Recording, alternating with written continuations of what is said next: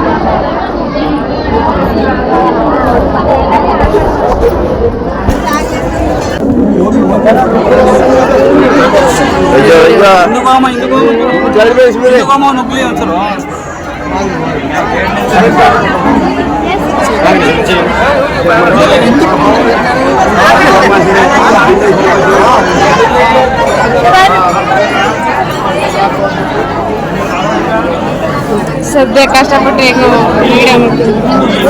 ಕಷ್ಟಪಟ್ಟು ವೀಡಿಯೋ ಮಾಡ್ಕೊಂಡಿದ್ದೀವಿ.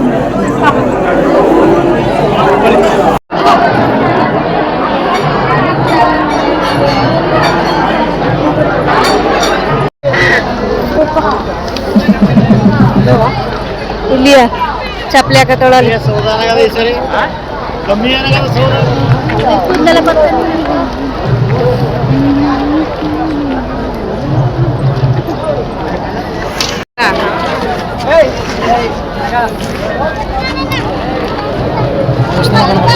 ದೇವಸ್ಥಾನ ಬೇಕಾಯ್ತಿಲ್ಲ, ಬೆಂಕಿ ಉರಿ ನಿಂತ್ಕೊಳಕೈತಿಲ್ಲ ಪಕ್ಕ.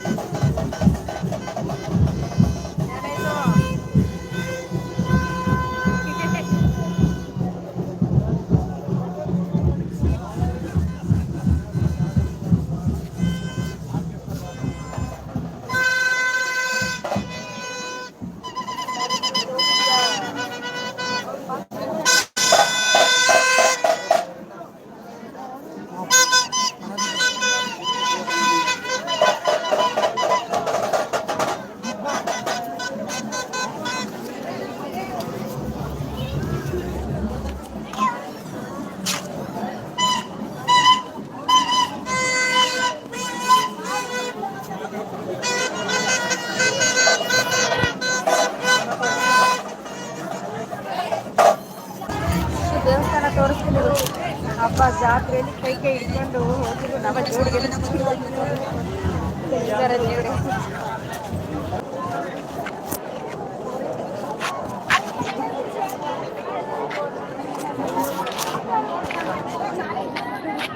ಈ ಅಪ್ಪ ಕೈನೇ ಬಿಡಂಗಿಲ್ಲ.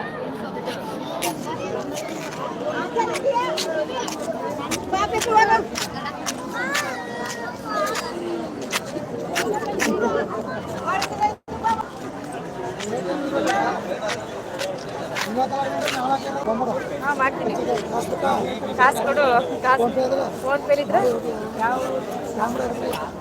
ಸ್ಕ್ಯಾನ್ ಮಾಡ್ಕೊಳ್ಳೆ.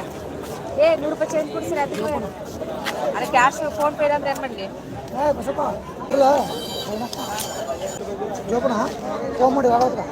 ಪ್ರತು ಬಿಟ್ಬಿಟ್ಟು ನೀವು ಹೋಗ್ಬೇಕಾರೆ ಎಲ್ಲ ಸುತ್ತಾಡ್ಕೊಂಡು ಮನೆಗೆ ಹೋಗ್ಬೇಕಾದ್ರೆ ಫೋನ್ ಮಾಡಿ ಬಂದು ಕರ್ಕೊಂಡು ಹೋಗ್ತೀನಿ ಅಂತ ಅಕೊಂಡ ತೋರಿಸ್ತೀನಿ. ಬೆಂಕಿ ಹಾಕಿರೋದು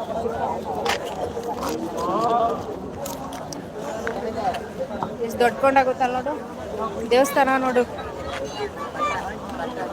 ಹತ್ರಕ್ಕೆ ಹೋಗಕ್ಕೈತಿಲ್ಲ. ಇಷ್ಟ ದೂರದಲ್ಲಿ ನಿಂತ್ಕೊಂಡ್ರೆ ಹೆವಿ ಅವೇ ಮುಖ ಎಲ್ಲ ಬೆಂದೋಯ್ತೈತೆ.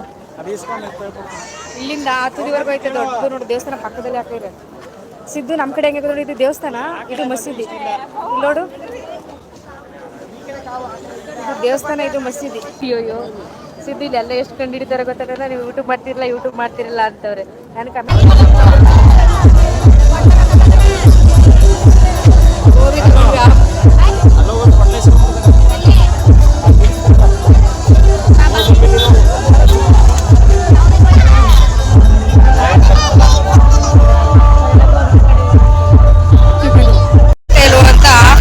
ತಿನ್ಕೊಂಡ್ಬಿಟ್ಟೆ ಸಕ್ಕದಾಗಿತ್ತು. ಅದಕ್ಕೆ ಮತ್ತೆ ಇನ್ನೊಂದು ಆಫ್ ಹೇಳಿದ್ದೀನಿ, ಗೋಬಿ ಪಾನಿಪುರಿ ಇಷ್ಟಪಡಲ್ಲ ನಾನು. ಲೈಟ್ ಬೆಳಕು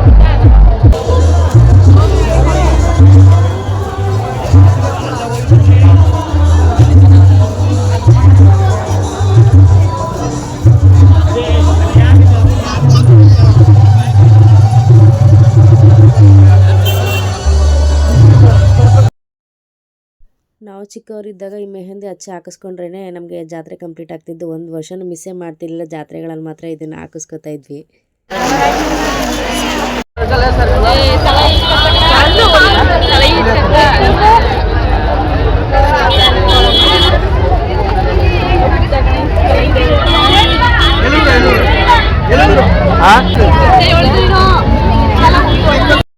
ಅಲ್ಲಿ ದೇವಸ್ಥಾನದ ಹತ್ರ ಕೈಯೆಲ್ಲ ಮುಗಿದ್ಬಿಟ್ಟು ಸ್ವಲ್ಪ ಪರ್ಚೇಸ್ ಮಾಡ್ಕೊಂಡು ಅದು ಇದು ಸ್ನ್ಯಾಕ್ಸ್ ತಿನ್ಕೊಂಡು ಗೋಬಿ ತಿನ್ಕೊಂಡು ಇಲ್ಲಿ ಆರ್ಕೆಸ್ಟ್ರಾ ಇಟ್ಟಿದ್ರು ಸರ್ಕಲ್ ಹತ್ರ. ದೇವಸ್ಥಾನದಿಂದ ಆ ರಶ್ಶಿಂದ ತಪ್ಪಿಸ್ಕೊಂಡು ಇಲ್ಲೂ ಬರೋ ತನಕ ಸಾಕೈತೆ. Heavy rush. ಲೈಟಿಂಗ್ಸ್ ಮಾತ್ರ ಸಖತ್ತಾಗಿ ಮಾಡೋರೆ ನೋಡಿ. ಇಲ್ಲೇನು ಇಷ್ಟೊಂದು ಜನ ನೋಡಿ. ಕ್ಲೌಡ್ ಹೆಂಗೈತೆ ಅಂತಂದರೆ ಇದು ಸರ್ಕಲ್ಲು, ದೇವಸ್ಥಾನ ಆ ಕಡೆ ಬೇರೆ ಸೈಡು. ಅಲ್ಲೂ ರಶ್ಶು ಇಲ್ಲೂ ರಶ್ಶು. ಫುಲ್ಲು ರೋಡಲ್ಲೆಲ್ಲ ಬ್ಲಾಕು, ಜನ ಹೋಗೋಕ್ಕೆ ಜಾಗ ಇಲ್ಲ. ಅವರೇ ತಳ್ಬಿಡೋರು, ಅವರೇ ಕರ್ಕೊಂಡು ಹೋಗೋರು, ಅಷ್ಟು ಜನ ಇರೋರು. ಅಲ್ಲಿ ನೋಡಿ ಎಷ್ಟೊಂದು ರಶ್ಶು ಅಂತಂತ. ಲೈಟಿಂಗ್ಸ್ ನೋಡೋಕ್ಕೆ ಸಖತ್ತಾಗಿ ತಿರುಡ್ಕೊಂಡು ಸಾಲಲ್ಲ. ಆರ್ಕೆಸ್ಟ್ರಾ ನಡೀತಾ ಇತ್ತು. ನಾನಲ್ಲಿ ಅವ್ರ ಕೊಟ್ಟೆ ಕಾಪ್ರೇಟ್ ಬರುತ್ತೆ ಅಂತ.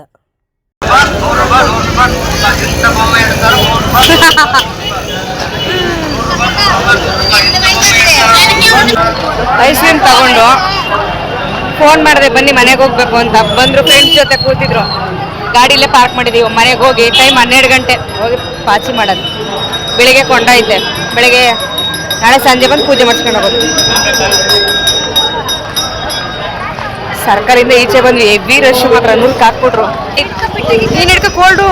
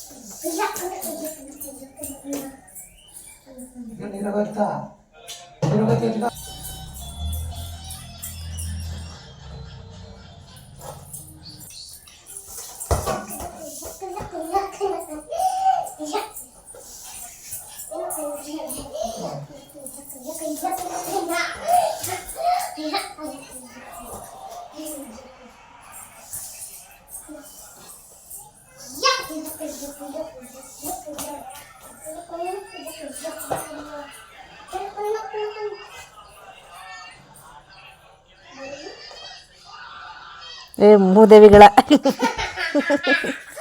ನಾನೀಗ